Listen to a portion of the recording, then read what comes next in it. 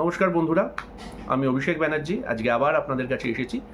কিছু রাজনৈতিক বক্তব্য নিয়ে নিশ্চয়ই আলোচনা করব, কিন্তু অন্য দিনের মতো আজকে শুরুটা রাজনীতি দিয়ে হবে না। আজকে শুরুটা হবে গান দিয়ে। সামনে পিছে ডাইনে বামে চলতি বাসে কিংবা ট্রামে, যেখানে চাও যেদিকে চাও, লাইন লাগাও লাইন লাগাও লাইন লাগাও লাইন লাগাও লাইন লাগাও লাইন লাগাও। এখনই যে গানটা আমি গাইলাম সেই গানটা 1971 সালে প্রায় ভুলে যাওয়া একটা গান, যে গানটা গেয়েছিলেন অপরেশ লাহিড়ী। অপরেশ লাহিড়ী স্বনামধন্য, কিন্তু তা সত্ত্বেও সাধারণ বাঙালির কাছে অপরেশ লাহিড়ীর আরেকটা পরিচয় আছেন। তিনি ডিস্কো ডান্সার খ্যাত বাপি লাহিড়ীর প্রয়াত পিতা। এবার ঘটনাচক্রে বাপি লাহিড়ী সম্ভবত 2009 সালে বিজেপির হয়ে প্রতিদ্বন্দ্বিতা করেছিলেন। এবার সেই বিজেপি সংযোগের কারণে কি না জানি না, অপরেশ লাহিড়ীর 1971 সালে বেরোনো এই গানটাকে বিজেপি সরকার খুব সিরিয়াসলি নিয়ে ফেলেছেন। লাইনে দাঁড়ানো সরকার গত 12 বছরে একাধিকবার আপনাকে লাইনে দাঁড় করিয়েছে। কি লাইন? প্রথমে বলল টেলিফোন নাম্বার বা ফোন নাম্বারের সঙ্গে বা ব্যাংকের নথির সঙ্গে ইত্যাদি, গ্যাসের সঙ্গে সব জায়গাতে আপনাকে আধার সংযুক্তিকরণ করতে হবে। জাস্ট মনে করে দেখুন, ফোন নাম্বার আপলোড থেকে শুরু করে, মানে মোবাইল নাম্বার থেকে শুরু করে ব্যাংকের কেওয়াইসি থেকে শুরু করে সর্বত্র আধার বাধ্যতামূলক করবার সঙ্গে সঙ্গেই আপনাকে কিন্তু লাইনে দাঁড়িয়ে, সেটা ব্যাংক হোক, গ্যাসের দোকান হোক, টেলিফোন অপারেটর হোক বা মোবাইল সার্ভিস প্রোভাইডার হোক, আমাদের কিন্তু আধার আপডেট করতে হতো। সেই প্রথম লাইন। তারপর সময় বদলালো। আপনার সবারই মনে আছে 2016 সাল নোটবন্দি, আমাদের লাইনে দাঁড় করানো হলো।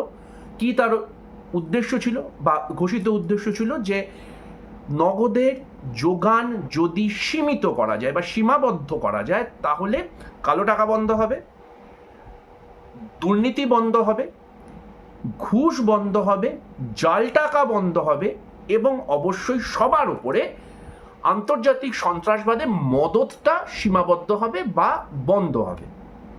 আজকে আমরা 2026-এ দাঁড়িয়ে আছি। আমরা সেই সময় দাঁড়িয়ে 500 এবং 1000 টাকা বদলানোর জন্যে সারা ভারতবর্ষ লাইনে দাঁড়িয়েছিলাম।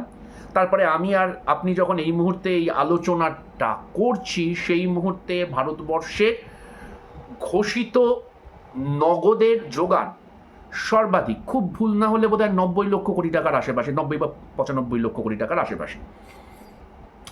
এর মাঝে আপনারা দেখেছেন পার্থ চ্যাটার্জির বাড়ি থেকে শুরু করে বিভিন্ন উকিল, বিভিন্ন শিল্পপতির বাড়িতে যখন রেড হয়েছে, ইডি রেড, কোটি কোটি টাকা বেরিয়েছে। 2016 পর 2026 পর্যন্ত শুধু টাকা বেরিয়েই যাচ্ছে, এবং সেগুলো সব কিন্তু নতুন নগদের নোট। এই 500,000 টাকার নগদ নয়, অর্থাৎ বদলে যাওয়া নতুন কারেন্সি, সেটা নগদ হয়ে মানুষের যারা দুর্নীতি করতে পারে বা যারা চুরি করতে পারে বা যারা বেআইনি কাজ করতে পারে, তাদের খাটের তলা থেকে শুরু করে সিন্দুকের ভেতর থেকে শুরু করে সেখান থেকে বেরোচ্ছে।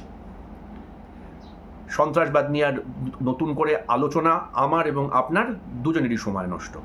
পেহেলগাঁও হোক, উড়ি হোক, একাধিক ঘটনা 2016 পরে ঘটেছে এবং আগামী দিনে যাতে না ঘটে সেটা আমি আর আপনি সবাই প্রার্থনা করব, কিন্তু সুনিশ্চিত হয়তো হতে পারবো না। তার কারণ আপনি সবাই জানি যে নগদের যোগান বন্ধ করে অন্তত সন্ত্রাসবাদ বন্ধ করা যায় না। এ তো গেল নোটবন্দির লাইনের ঘটনা। 2020 সাল এনআরসি, সিএএ, এনপিআর নিয়ে সারা ভারতবর্ষ উত্তাল হতে শুরু করলো। সংখ্যালঘু প্রধান জায়গাগুলোতে বা দলিত বা যারা একটু পিছিয়ে পড়া জায়গাতে এনআরসি, সিএএ সার্টিফিকেট, নাগরিকত্বের সার্টিফিকেট ইত্যাদি ইত্যাদি নিয়ে লাইন লাগানো শুরু হলো। কেন? কারণ আপনার কাছে সঠিক কাগজ আছে কিনা, আপনি ভারতবর্ষের নাগরিক কিনা।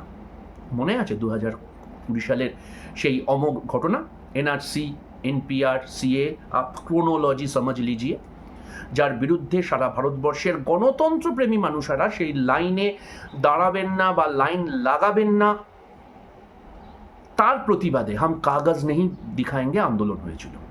এ তো গেল 2020 সালের ঘটনা। সেই 2020 সালেরই কয়েক মাসের ভেতর সারা পৃথিবীতে কোভিড আছড়ে পড়ল, এবং সেই কোভিডে আমি আপনি সবাই আমরা আমাদের স্বজনদের হারিয়েছি। আমি আমার বাবা মাকে হারিয়েছি, আপনারা অনেকেই জানেন, 2021 সালের 31শে জানুয়ারি এবং 2021 সালের 31শে জুলাই। আমাকেও রাস্তায় দাঁড়াতে হয়েছিল অক্সিজেন সিলিন্ডারের জন্য, আপনাদের মতোই। সেই অক্সিজেন সিলিন্ডারের লাইনে দাঁড়ানোর পর আমাদেরকে স্বপ্ন দেখানো হলো কি, আমাদের বলা হলো কি, আপতামে আফসার, অর্থাৎ বিপর্যয়ের ভেতর সুযোগ খুঁজে নিতে। আমি আপনি সেই সুযোগটা খুঁজতে পারিনি, সুযোগটা খুঁজতে পেরেছিল এই বিজেপি সরকারের খুব প্রিয় যারা শিল্পপতি বন্ধু, তারা সুযোগ খুঁজতে পেরেছিল। ফলত আমরা আবার লাইনে দাঁড়ালাম। এবার লাইনে কিসের জন্যে? $5 ট্রিলিয়ন স্বপ্ন দেখিয়ে সারা ভারতবর্ষকে বা ভারতবর্ষের 90 লক্ষ মানুষকে রেশনের লাইনে দাঁড় করা হলো 5 টাকা দরে চাল নেওয়ার জন্য। একটাও পরিসংখ্যান আমার নয়, একটাও তথ্য আমার নয়, এই তথ্যগুলো ভারত সরকারের। 2021 গেল, 2022 গেল, তারপর শুরু হলো কি? শুরু হলো এসআইআর। এসআইআরের জন্য আমাকে আপনাকে আবার লাইনে দাঁড়াতে হলো ইনিউমারেশন ফর্ম নিয়ে। এই যে শুরুতেই এনআরসি এনপিআর সি এর সময় আপনাকে বলেছিলাম না যে নাগরিকত্বের প্রমাণ সেই মুহূর্তে আটকে গেলেও সেটা কিন্তু এই সরকার তাদের লক্ষ্য থেকে সরিয়ে দেয়নি। ফলত এটা শুরু করলো এসআইআর, এবং এসআইআরে বিহার বলুন, বাংলা বলুন, কেরালা বলুন, সব জায়গাতে কি হলো, আপনার নথি যাচাইয়ের নামে আপনাকে আবার লাইনে দাঁড় করানো হলো, এবং যেখানে যেখানে লজিক্যাল ডিসক্রিপেন্সি হলো তাদেরকে উপর্যুপরি 2 বার 3 বার 4 বার 5 বার তাদের বার্থ সার্টিফিকেট থেকে শুরু করে একাধিক সরকারি বেসরকারি নথি নিয়ে দাঁড়াতে হলো রাস্তায়, দাঁড়াতে হলো লাইনে। কেন? তারা নাগরিক প্রমাণ করবার জন্য। এবং বিশ্বাস করুন, এই লাইনটাই শেষ লাইন ছিল না। এসআইআরের ইনিউমারেশন ফর্মের পর এসআইআরের লজিক্যাল ডিসক্রিপেন্সির জন্য যে লাইনে আপনারা দাঁড়াচ্ছেন সেটা তো দাঁড়াতেই হচ্ছে। লেটেস্ট লাইনটা আমি আপনি সবাই জানি, সেটা হচ্ছে গ্যাস এবং তেলের লাইন। কারণ নরেন্দ্র মোদীর স্পেশাল বন্ধু ডোনাল্ড ট্রাম্প এবং ইসরায়েলের নেতানিয়াহু আক্রমণ করেছেন ইরানে। হরমুজ প্রণালী আক্রান্ত, আমাদের এখানে তেলের যোগান নেই, এবং এই মুহূর্তে যেহেতু রাশিয়ার সঙ্গে আমাদের সেই আগেকার সম্পর্ক নেই, তাই রাশিয়া থেকে তেল আনাটাও একটু কন্ডিশনাল হয়ে যাচ্ছে, এবং রাশিয়া আর ডিসকাউন্টেড প্রাইসে তেল দিচ্ছে না, সেটা আপনারা জানেন। ফলত তেলের স্বল্পতা, অলরেডি রান্নার গ্যাস 60 টাকা করে, মানে আমার আপনার বাড়িতে যে রান্নার গ্যাস থাকে সেই রান্নার গ্যাস 60 টাকা করে বাড়িয়ে দেওয়া হয়েছে।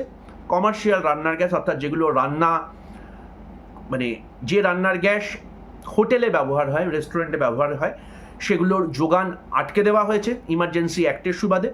ফলত হোটেল ব্যবসার সঙ্গে, রেস্টুরেন্ট ব্যবসার সঙ্গে যুক্ত যে মানুষেরা আছে, শুধুমাত্র শিল্পপতিরা নয়, যারা সেখানে চাকরি বাকরি করেন, যারা সেখানে ওয়েটারের কাজ করেন, এবং যারা ডেলিভারি বয়ের কাজ করেন কুইক কমার্সের সুবাদে, জোম্যাটো বলুন, সুইগি বলুন, তাদের কর্মসংস্থান, তাদের চাকরি, তাদের উপার্জন আজকে প্রশ্নচিহ্নের মুখে। কারণ নরেন্দ্র মোদী সরকার গত 12 বছর ধরে শুধু বাজে বকে গেছেন, কোনো পরিকল্পনা করেননি। এবং পরিকল্পনা করেননি বলেই অপরেশ লাহিড়ির 1971-এর বেরোনো সেই অমোঘ গান, সেই অমর গান আজকে আমার এবং আপনার জীবনের রূঢ় বাস্তব। আমাদেরকে না চেয়েও লাইনে দাঁড়াতে হচ্ছে। তাই যে লাইন লাগানোর ট্র্যাডিশন গত 12 বছর ধরে আমাদের জীবনচর্যার অঙ্গাঙ্গিভাবে জড়িয়ে গেছে, কোনো সরকারের অবিমৃষ্যকারিতার জন্যে, অদূরদর্শিতার জন্যে তার প্রতিবাদটাও লাইনে দাঁড়িয়েই দিতে হবে। আগামী 1 মাসের ভেতর বাংলায় নির্বাচন হবে। যে সরকার আমাদেরকে লাইনে দাঁড় করালো সেই সরকারকে যেন আমরা ভোট না দিই, সেটা অন্তত আমি আর আপনি শপথ নিয়ে আসুন। সকালবেলায় নিজের ভোট নিজে দাঁড়িয়ে লাইনে দাঁড়িয়ে ভোট দিন। আমরা যদি লাইনে দাঁড়াই সংঘবদ্ধ হয়ে, মোগলরা হেরেছে, পাঠানরা হেরেছে, ইংরেজরা হেরেছে, बीजेपीও हारবে। जब नहीं डरे थे घोड़ों से तो क्या डरना इन चोरों से। जय हिंद, वंदे मातरम, জাতীয় কংগ্রেস জিন্দাবাদ।